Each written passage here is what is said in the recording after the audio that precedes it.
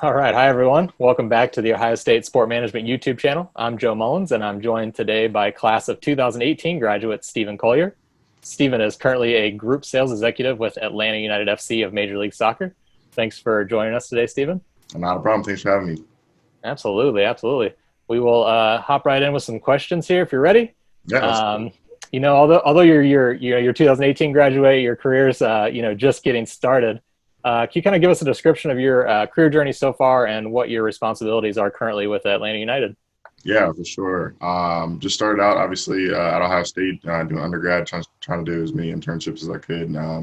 Coming up, so I worked in the actual communications department, doing social media at Ohio State for the athletics department. Did some things with the Columbus Crew, helped out with their kind of game day production, things like that.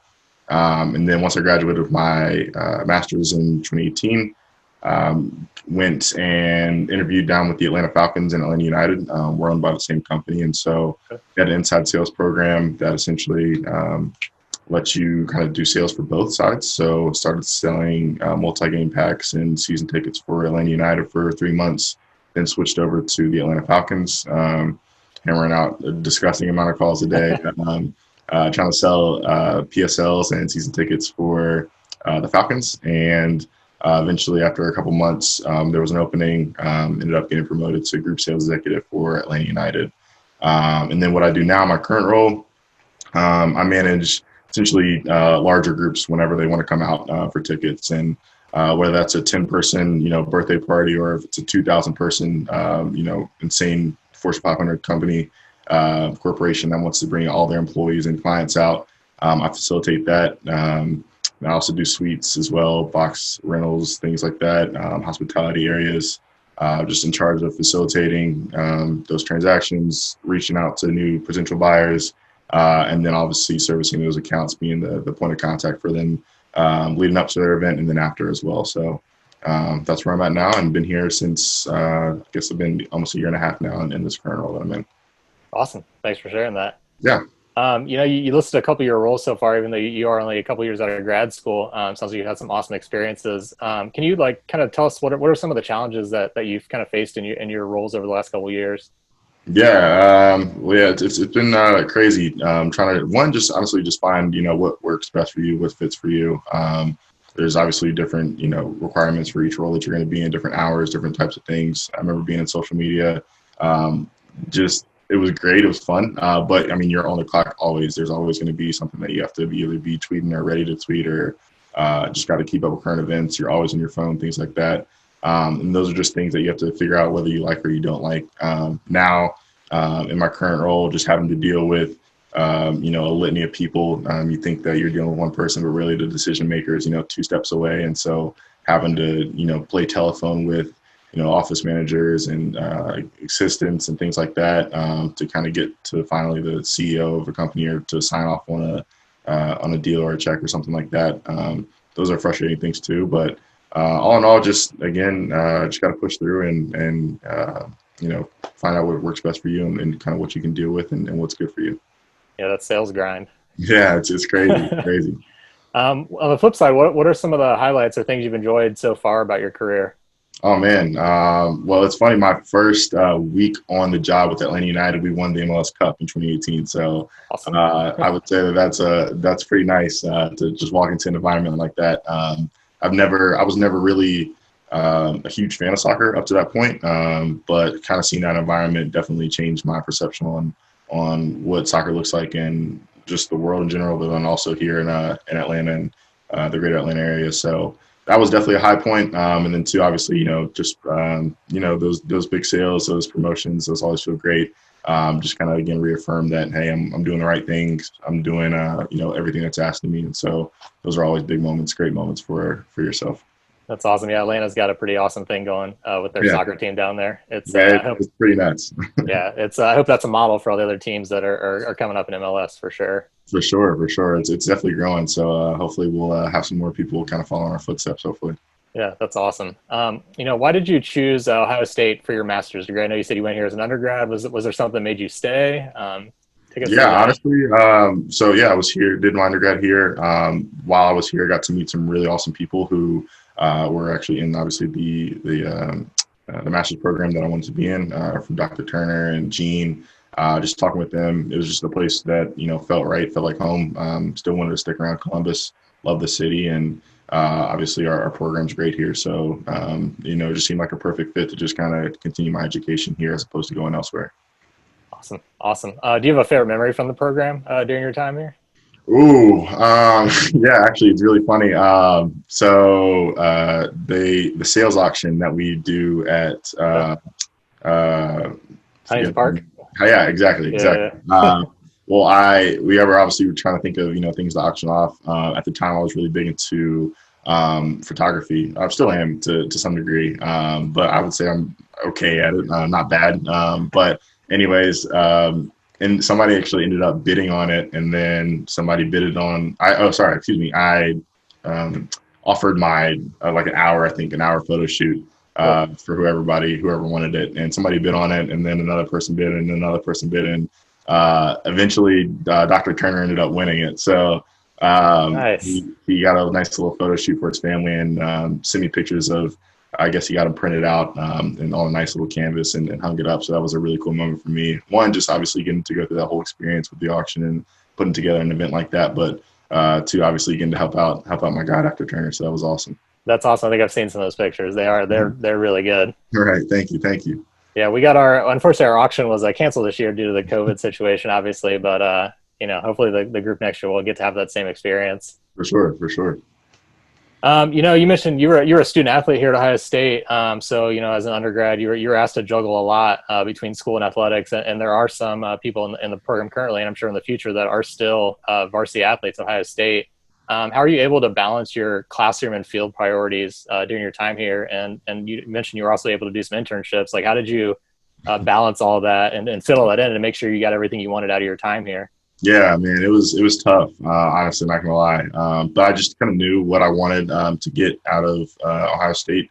My coaches always told us, the program is going to use you in terms of, getting the max effort out of you, getting those hours out of you, getting obviously to play on the field. So you should obviously use Ohio State to the best of your ability too. So I went in with that mindset, and so I tried to capitalize everywhere I could. So in the summers, obviously taking summer classes, doing internships, having to still do lifts and things like that. It was crazy, but honestly, I knew that it was a small sacrifice to set me up, I guess, for the long term. And so you just have to be really disciplined in terms of how you're managing your time and your personal life as well. But yeah, I mean, you just have to honestly just kind of go with that mindset, like, hey, I'm just going to make the sacrifice for these couple of years, and it's going to set me up for the long term in a really good way. Cool. That's awesome advice for athletes and non-athletes alike. I think that's great advice for everyone. For sure. Who has influenced you most in your career so far, and how have they been able to do that? Oh man, there's been a million people. Just from my parents, they've always been really hard workers. Just really ingrained that instilled that work ethic in me from a very early age. But then also just talking with people like Gene and Martin Jarman, who's now at UCLA. I remember he came to speak to us. I was a part of the Bucks Go Pro internship that the student athletes have access to, and he came to speak to us and just was talking about his journey and his grind and things that makes him successful. And just hearing him and hearing somebody who's kind of done it and experienced that student athlete life all the way up to where he's at now was really huge for me. And we still stay in contact today, and he's been a great mentor for me. So. Just the people that you meet throughout. I can't say that there's one person, but everybody's kind of poured into me in one way or another, and got me to where I'm at right now. Cool. That's awesome. That's awesome to hear that you were able to make connections here that you're going to keep for the rest of your life. It sounds like. For sure, 100%. Awesome. So, one of the reasons we're doing this project, and we were talking about this before our interview started. COVID's had a huge impact on pro sports. Major League Soccer is playing down in Orlando right now, seeing some games get canceled. Mm-hmm. What are your thoughts just kind of on the current situation, and how do you kind of see it affecting, the coming seasons? And it's been crazy. Obviously being in sports and pro sports, especially, where everything kind of revolves around money, I would say a little bit more so, and just kind of the bottom line and things like that. It's been definitely crazy to see, everybody scrambling at first, and then now that things have calmed down, trying to I wouldn't say scramble anymore, but just kind of adjust on the fly to things.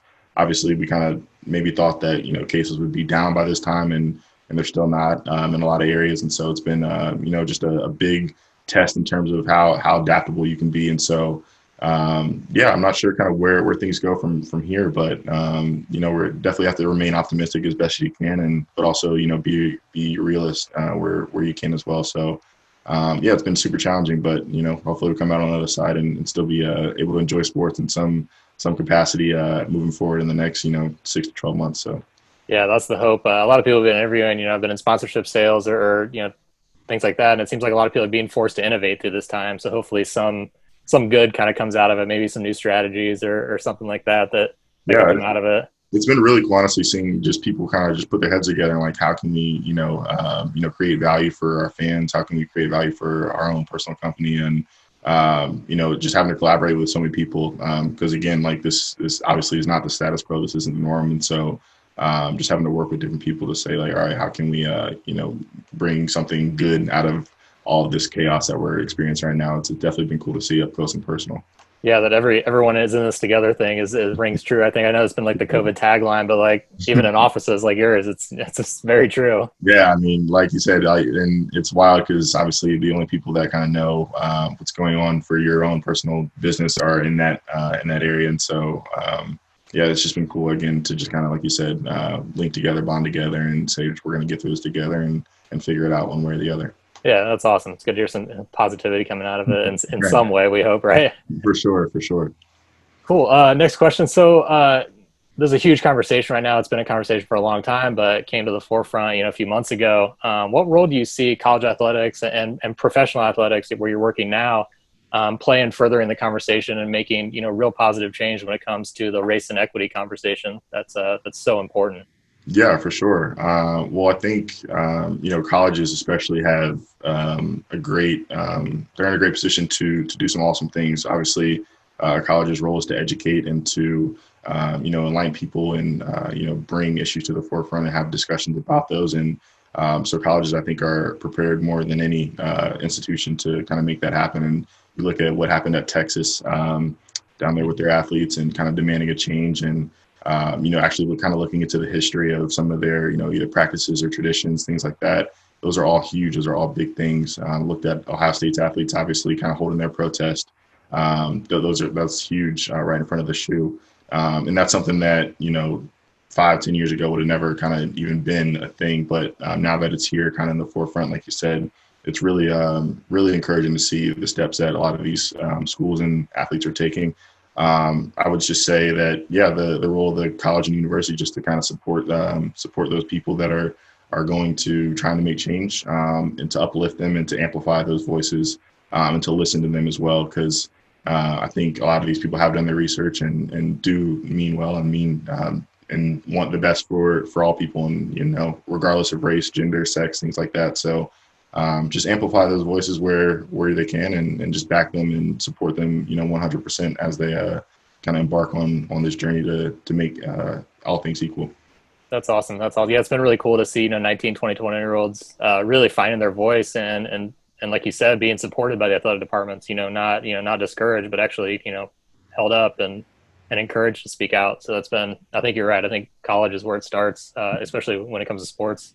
Truly, it's awesome to see. I saw a picture of our former teammate Tuff Borland just standing on the back of a pickup truck, and I think he had a megaphone or something like that, or maybe he didn't. But either way, just it was really, really, really cool to see. And I was just like, man, I mean, I would like to think that I'd be, had that courage and to do that. Had this happened in 2016 or 2017 back when I was on campus still, but the fact that they did those things is just really, really cool to see. Yeah, that's awesome. That's awesome. Sure. Moving from a very serious and important conversation and maybe a conversation that's not so important, but some fun questions. Yeah. What's your during your time in Columbus, what was your favorite food or restaurant? Oh man, there's so many. I love coming back to Columbus. I was back. What was that? Maybe right before quarantine had actually, and I was just like, man, what am I going to eat? I would say Sweet Carrot is one of my favorites. Love the mac and cheese from Sweet Carrot. It's on Fifth if you haven't been. Is real good. I Oh my God, it's delicious. It's delicious. I could eat there all the time. have. Let's see. And then I would just say, honestly, you can't beat Adriatico's. So that was just a staple growing up in the dorm. So definitely have to get a slice every time I come back for sure. Yeah, that gets eaten a lot, I think, by all students at Ohio State Right. for sure. Absolutely. Absolutely.